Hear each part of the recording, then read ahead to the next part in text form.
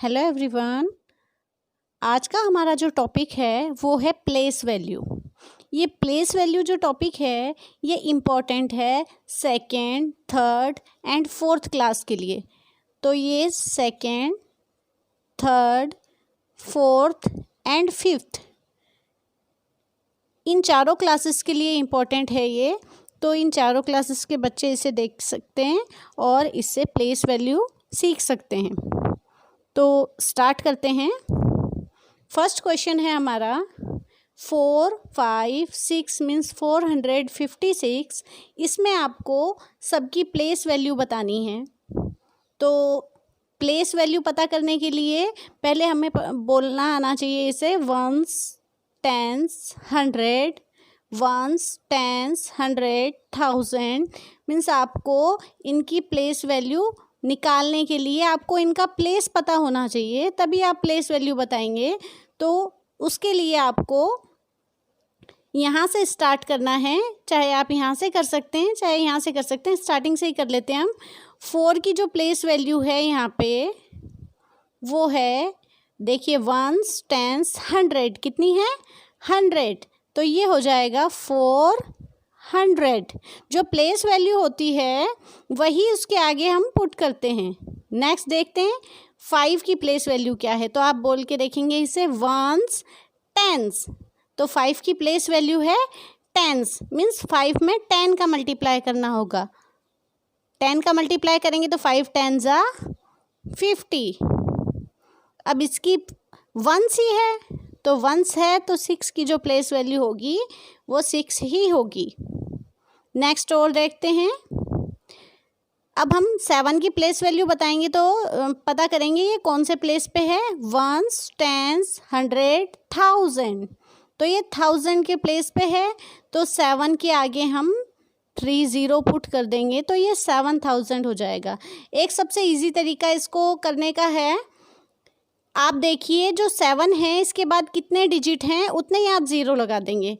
आप देखिए इसके बाद 1 2 3 डिजिट हैं तो 7 की प्लेस वैल्यू में 3 0 लग जाएंगे। उसके बाद 8 की अगर प्लेस वैल्यू बतानी है तो 8 के बाद में देखेंगे कितने कितने डिजिट हैं, 1 2, तो 2 0 लगा देंगे। ये 8 की प्लेस वैल्यू हो गई। देन 4 की करनी है अगेन, तो we have to write 4 and then we find out how many digit after 4।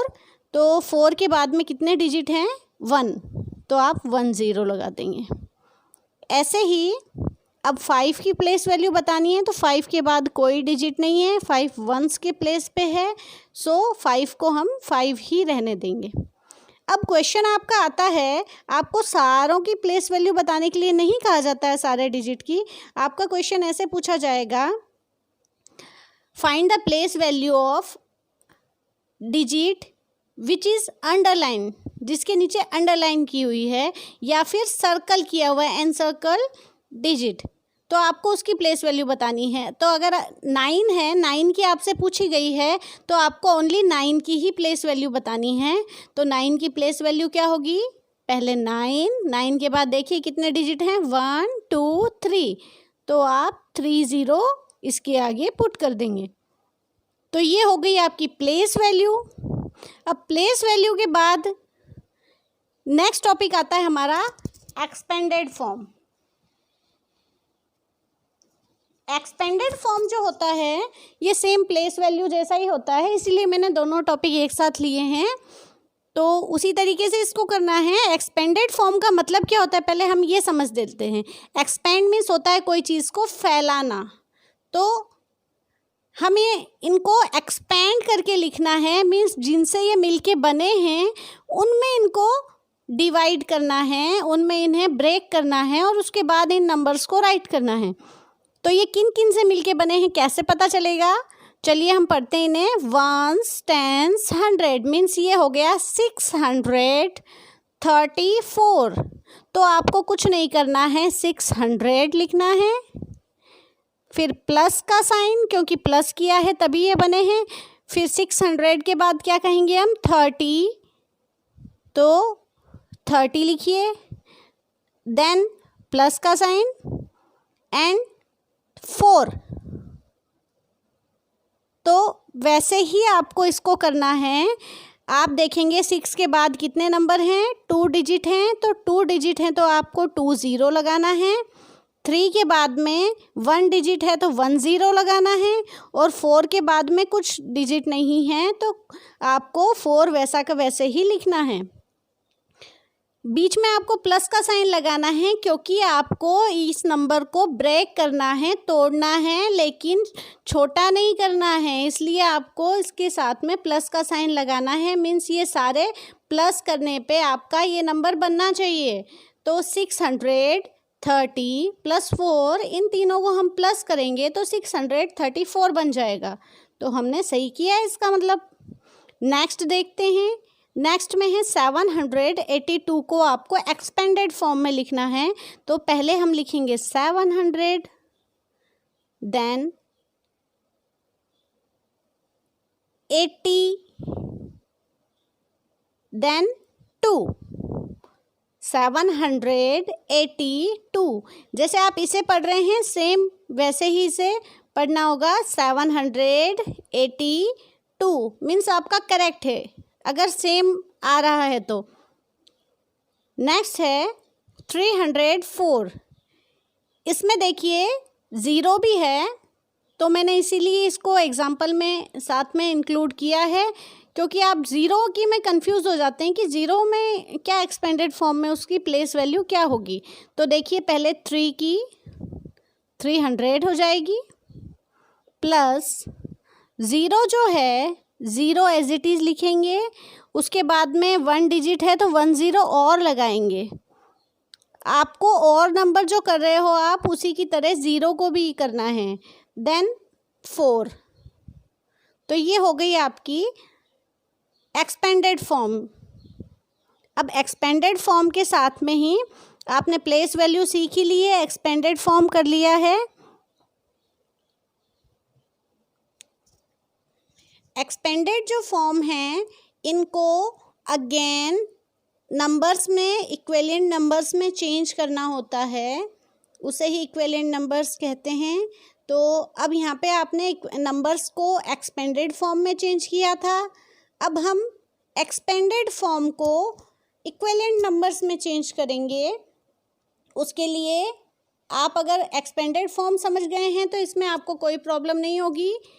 कैसे करते हैं देखिए, 3000 प्लस 400 प्लस 30 प्लस 2।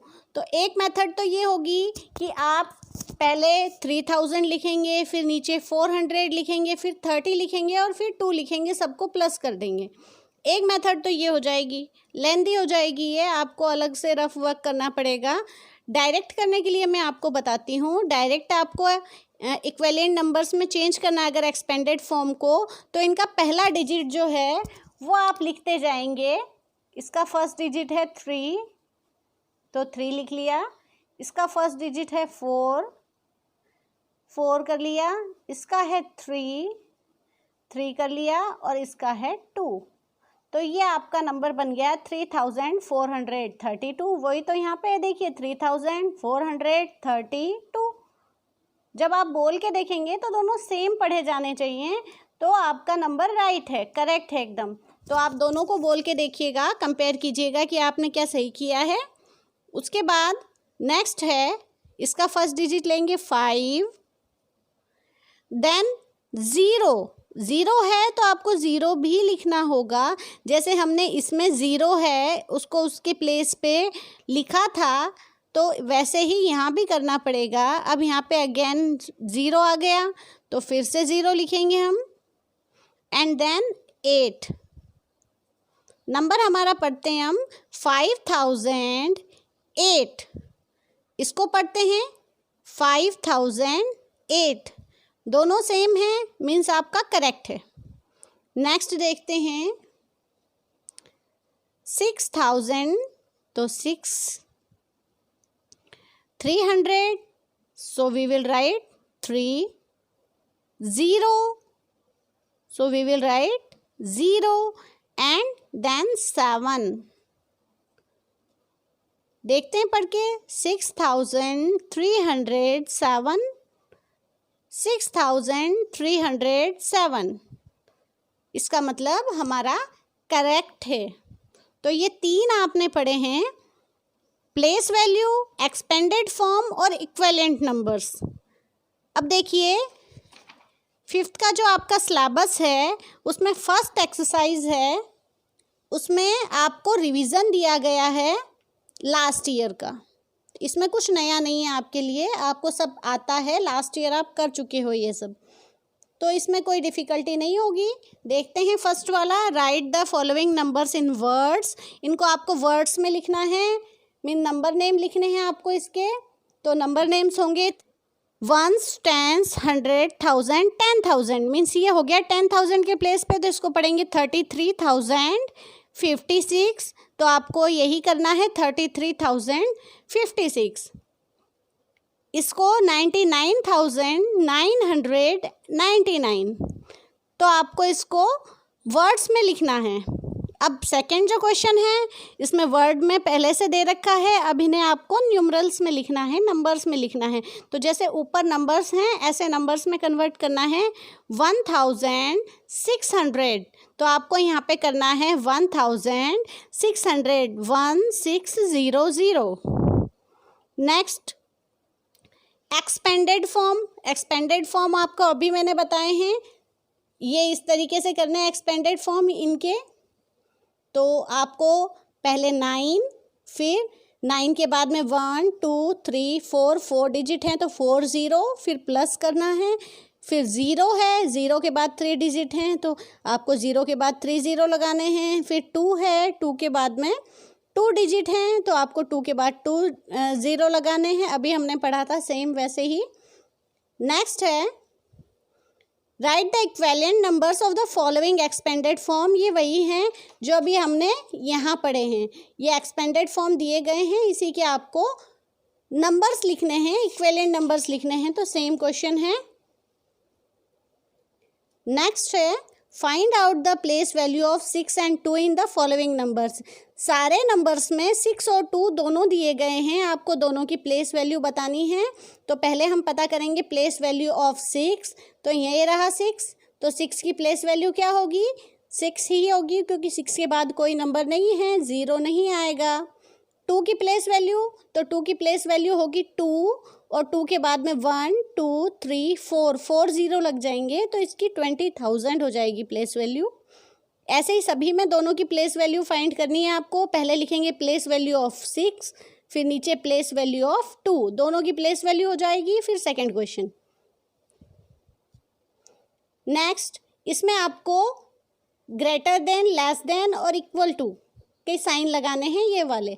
तो जो ग्रेटर नंबर है, बड़ा नंबर है, उसकी तरफ आपको ये साइन लगाना है।